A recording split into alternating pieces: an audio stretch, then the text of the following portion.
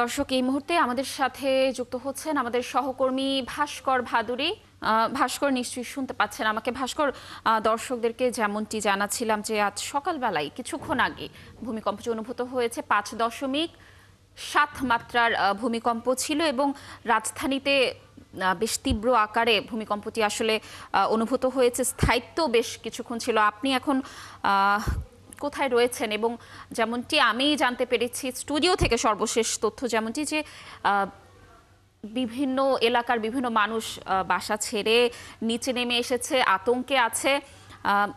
সর্বশেষ আপনার কাছে কি তথ্য রয়েছে? আপনি কেমন দেখছেন?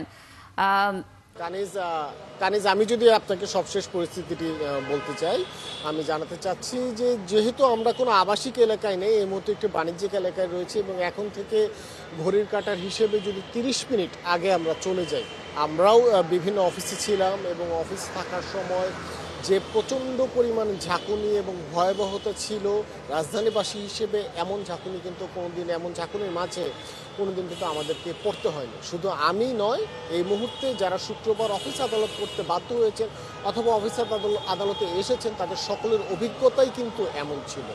কারণ যে এই মুহূর্তে আমরা রয়েছি রাজধানীর কারওয়ান বাজার এলাকায় এবং এই কারওয়ান বাজার এলাকার যে বাণিজ্যিক এলাকা হিসেবে পরিচিত যে কয়টি ভবন রয়েছে, সেই কয়টি ভবন থেকে কোনো কোনো ভবন 17 তলা, কোনো কোনো ভবন 20 তলা, কোনো কোনো ভবন 15 তলার অধিক, এবং যে কয়টি ভবন রয়েছে এবং যে কয়টি ভবনে আজ বিশেষ কারণে খোলা রয়েছে, প্রত্যেকটি ভবনের কর্মকর্তা এবং কর্মচারীরাই কিন্তু নিচে দৌড়ে নেমে এসেছে। এবং এখন ভূমিকম্প শেষ হয়েছে প্রায় 30 মিনিটেরও বেশি সময়, তারপরও কিন্তু অনেক ভবনের যে সকল আবাসিক, অনেক ভবনে যারা চাকরি করছেন তাদেরকে আমরা দেখেছি, তারা কিন্তু ভয়ের কারণে ভবনের উপরে উঠছেন না, নিচে এসে দাঁড়িয়ে রয়েছেন, অনেকে অফিস ছেড়ে চলে গিয়েছেন।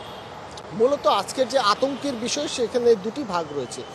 প্রাথমিকভাবে আমরা বলতে পারি কানিজ যে এরকম ভয়াবহ কাঁপুনির যে অভিজ্ঞতা, সেই অভিজ্ঞতা কিন্তু কারোরই হয়নি। এবং দ্বিতীয়ত, যারা বিভিন্ন সময় বিভিন্ন ভবন থেকে নামতে গিয়েছেন, তাদের মাঝে আহত হওয়ার ঘটনাও কিন্তু রয়েছে। আমরা বিভিন্ন জনের সাথে কথা বলছিলাম, তারা কিন্তু আমাদেরকে বলেছেন যে অনেকে দৌড়ে 17 তলা থেকে অর্থাৎ সিঁড়ি দিয়ে নেমেছেন।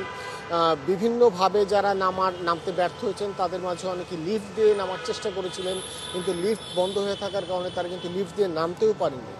এক প্রকার গত 1 ঘন্টার ব্যবধানে পুরো রাজধানী আতঙ্কের জনপদে কিন্তু পরিণত হয়েছে। এবং একই সাথে সবচেয়ে বড় যে বিষয়টি রয়েছে, যে সবাই যে যার পরিবারের স্বজনদের খোঁজ নিচ্ছেন। এবং কিছুক্ষণ, আপনি খেয়াল করেছেন কিনা জানি না, কিছুক্ষণের জন্য কিন্তু মোবাইল যে নেটওয়ার্কগুলো রয়েছে, সেই মোবাইল নেটওয়ার্ক কিন্তু কাজ করছিল না। সব মিলিয়ে একটা বলা যায় যে শুক্রবার হঠাৎ করে পুরো রাজধানী 30 থেকে 35 মিনিটের জন্য কিন্তু আতঙ্কের নগরীতে পরিণত হয়েছে। এবং আমরা আশা করছি যে কোনো ধরনের বড় কোনো দুর্ঘটনার খবর কিন্তু এখন পর্যন্ত পাওয়া যায়নি, এবং সেটাই যাতে সত্যি হয়, কোনো ধরনের বড় দুর্ঘটনা যাতে না ঘটে। তবে একটি বিষয় যে সবার মনেই কিন্তু বড় একটি ধরনের নাড়া দিয়েছে, বিভিন্ন সময় আমরা টেলিভিশন অথবা পত্রিকাগুলো রিপোর্ট করে থাকি যে যদি ভূমিকম্প হয় তাহলে রাজধানীর কি সেই, ঢাকা শহরের কি সেই সক্ষমতা রয়েছে কিনা ঘুরে দাঁড়ানোর।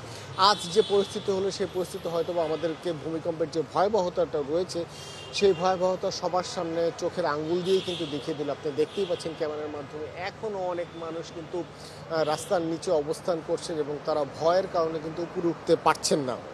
আমরা কিছুক্ষণ আগে যারা এই সড়কে অবস্থান করছিলেন তাদের সাথে কথা বলছিলাম, তারা কিন্তু আমাদেরকে জানিয়েছেন যে অনেকে সকালে নাস্তা করছিলেন, অনেকে বাসা থেকে বের হবেন এমন পরিস্থিতিতে ছিলেন, কিন্তু কেউই তাদের যে শেষ নির্ধারিত যে কাজটি, সেই কাজটি করতে পারেননি। এবং সকলে যতটা দ্রুত সম্ভব, কেউ টেবিলের নিচে আশ্রয় নিয়েছেন, কেউ চেয়ারের নিচে আশ্রয় নিয়েছেন, কেউ বা দৌড়ে এসে বেসমেন্টে আশ্রয় নিয়েছেন বিল্ডিংয়ে।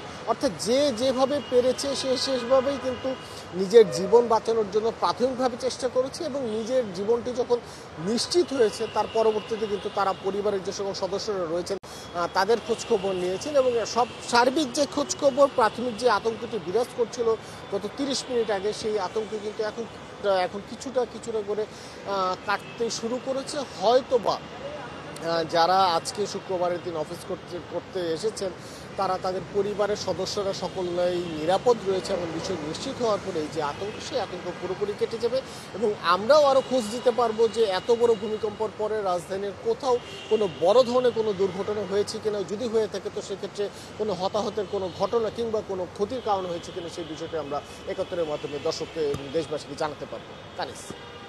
ভাস্কর, ধন্যবাদ আমাদের সাথে যুক্ত থাকার জন্য। আপনি থাকুন, আমরা নিশ্চয়ই আরও আপডেটেড কোনো তথ্য পেলে আপনার সাথে যুক্ত হব এবং আপনার কাছ থেকেও তথ্য নেওয়ার চেষ্টা করব। দর্শক, আমাদের সহকর্মী ভাস্কর ভাদুরী জানাচ্ছিলেন তার কাছে সর্বশেষ যেই তথ্য রয়েছে।